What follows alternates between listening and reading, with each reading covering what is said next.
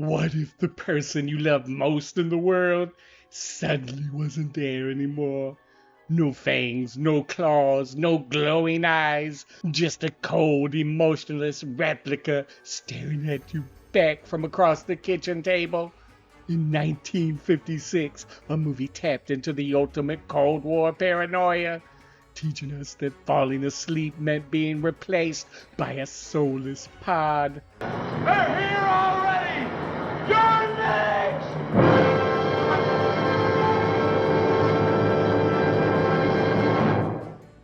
But in 1978, a gritty, terrifying remake starring Donald Sutherland and Jeff Goldblum took the exact same premise and turned it into absolute nightmare fuel. Invasion of the Body Snatchers. Donald Sutherland, Brooke Adams, Leonard Nimoy. Invasion of the Body Snatchers. Rated PG. Starts this week at a theater near you. Welcome to the study, my morbidly curious friends.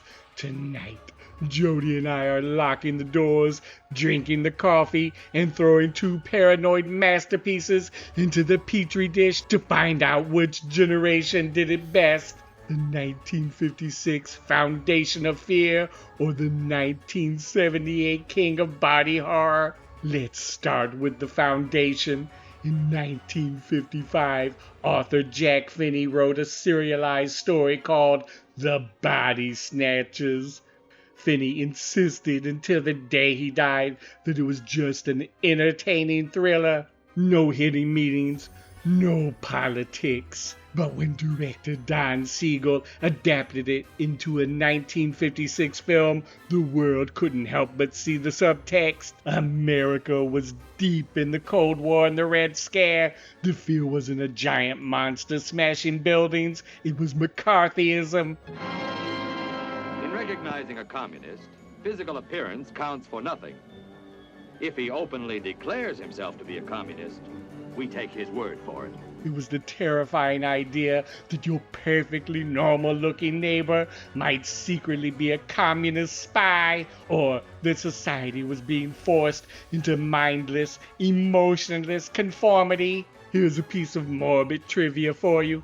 The movie was incredibly cheap to make. In fact, legendary director Sam Peckham, who would go on to direct The Wild Bunch, did uncredited rewrites on the script and even had a cameo as a meter reader.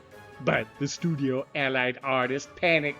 The original cut of the movie ended with Kevin McCarthy's character standing on a highway, pounding on windshields, screaming, "They're here, you're next." Test audiences were absolutely devastated. It was too bleak, so the studio forced Siegel to shoot a prologue and an epilogue, wrapping the movie in a flashback so the FBI could show up at the end and save the day. A forced Hollywood happy ending for a movie about the loss of humanity. Fast forward 22 years, in 1978, the Vietnam War and Watergate have shattered America's trust in authority. The me decade is in full swing. Director Philip Kaufman decides to remake the classic, but he shifts the setting from a small town to the crowded, foggy streets of San Francisco. Kaufman weaponizes urban alienation. You're surrounded by millions of people in a city, but you have never been more alone. Deep space. Sleep. The seed is planted. Sleep. Sleep. Terror grows. Sleep. Matthew! Matthew! Matthew! Like the others. Elizabeth, wake up! That's you when you sleep. Sit up! Invasion of the Body Snatchers. And Kaufman was a master of the Easter egg. If you watch the 1978 version closely, you'll spot Robert Duvall in an uncredited cameo. Sitting silently on a playground swing in a priest outfit for less than 10 seconds, it's incredibly unsettling. But the greatest cameo in horror history, Kevin McCarthy returns. He plays a frantic man who throws himself onto Donald Sutherland's car screaming, "They're coming!" The exact same warning he gave in 1956. was heavily implied that this wasn't a remake at all. It's a sequel. McCarthy's character has been running for 22 years, and the pods have finally reached the big city. What, did they walk, Jodie? That took an awfully long time. And while filming that scene in the streets of San Francisco, McCarthy actually got hit by a real car because he was throwing himself into live traffic. I'm gonna be honest, that seems like an OSHA violation. The practical effects are certainly a marvel of their time, Jodie. But what I find even more deeply unsettling isn't what they look like, but how they actually work. The methodology of these creatures is profoundly invasive. Oh, exactly, Vincent. Think about it. These aren't your typical little green men with laser guns. They're interstellar flora. Jack Finney's original concept is that these spores drift through the vacuum of space for millions of years, driven by a blind biological imperative to survive. When they land on the planet, they don't conquer it, they plagiarize it. It's cosmic identity theft. Here's the terrifying science behind the assimilation. The pods can only replicate you when you fall asleep. Why? Because when you're awake, your brain waves are too active. Your conscious mind might fight off the intrusion. But the moment you hit REM sleep and your brain waves stabilize, the pod locks onto your frequency. In the 1956 version, the process is almost ethereal. The pod bubbles and foams, slowly morphing into a blank canvas of your body, stealing your memories, your scars, everything, until the original you just crumbles away into a pile of gray ash. A macabre metamorphosis, but Philip Kaufman's 1978 interpretation made the biology much more visceral, didn't it? Oh, visceral is an understatement. In 1978, it's a violent, fibrous transfer. The pod actually shoots out these glowing, stringy tendrils that physically attach to your sleeping body. It literally sucks the genetic code right out of your skin. And the creepiest detail of the 1978 biology, they don't turn you into ash. The original human bodies turn into these dry, shriveled, grayish husks. There's this deeply disturbing background detail in the movie where you see the city's garbage trucks rolling through the streets of San Francisco, and the pod people are just casually tossing the dehydrated, dead husk of their friends and family into the trash. They have absolutely zero sentimental attachment to the original body. Once the download is complete, the original is just garbage. Which is the true horror of the pod person. They retain all your memories, your vocabulary, and your mannerisms, but they are stripped completely of the one thing that makes us human: empathy.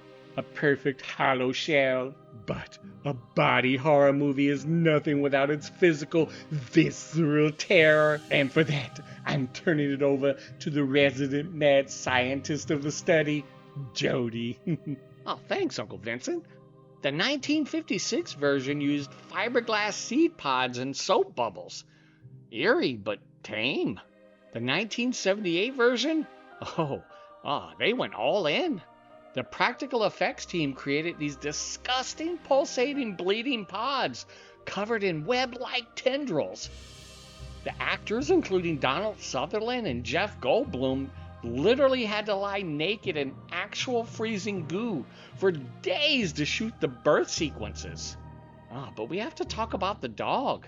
Special effects artist Thomas R. Berman created a fully practical animatronic dog with a banjo-playing man's face stitched onto its head. No optical trickery, just a biological nightmare made real. And the real genius of the 1978 isn't just what you see, it's what you hear. Sound brings a film to life in a way, and this is especially true in fantasy films, in which there won't be any sound on the set to record for creatures or for space flight or for unusual environments. Those sounds will be created after the film takes place. And once those sounds are put in the soundtrack, suddenly the movie takes on quite a different meaning. My name is Ben Burt, and I created special sound effects for the invasion of the Body Snatchers. Kaufman hired a young sound designer named Ben Burt, who had just finished working on a little movie called Star Wars. Burt used the ultrasound of his own pregnant wife's unborn baby to create the pulsing heartbeat of the growing pods. And that iconic shrieking alien scream the pod people make?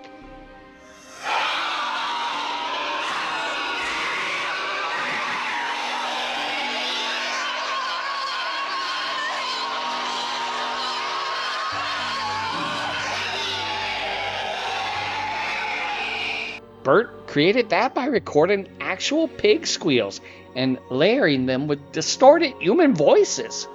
Test audiences literally covered their ears in physical pain. Thank you, Jodie. The cultural impact of these two films cannot be overstated. Because of the 1956 original, the phrase pod person officially entered the American lexicon to describe someone who lacks emotion or independent thought. But 1978 gave us arguably the greatest, bleakest twist ending ever put to film. The absolute gut punch of seeing Donald Sutherland point at his friend, Veronica Cartwright, and let out that soul-piercing pig squeal. Here's the best part. Director Philip Kaufman hid the twist from the cast. He didn't tell Cartwright that Sutherland's character was going to be a pod person. When they rolled the cameras and Sutherland pointed at her and screamed, her look of absolute shock and terror is 100% real. Today, that image of Donald Sutherland pointing is one of the most famous memes on the internet. People use it as a joke, but in the context of the film, it is the exact moment you realize the bad guys won. Humanity is over. You simply cannot look at modern horror without seeing the shadow of the pod people looming over it. The core terrifying concept that people you love are gone, replaced by perfect, emotionless duplicates, become the ultimate cinematic blueprint. First, the franchise refused to die. Hollywood tried to replicate the magic with Abel Ferrara's deeply underrated 1993 Body Snatchers, moving the paranoia to a strict military base where conformity is already mandatory. It was a brilliant setting. Then they tried again with a big-budget 2007 flop, The Invasion, starring Nicole Kidman and Daniel Craig. It proved that without the gritty, practical grime and genuine, era-specific anxiety, the concept just falls flat. But the true successor to Invasion of the Body Snatchers aren't the direct remakes. They're the movies that stole its dark heart.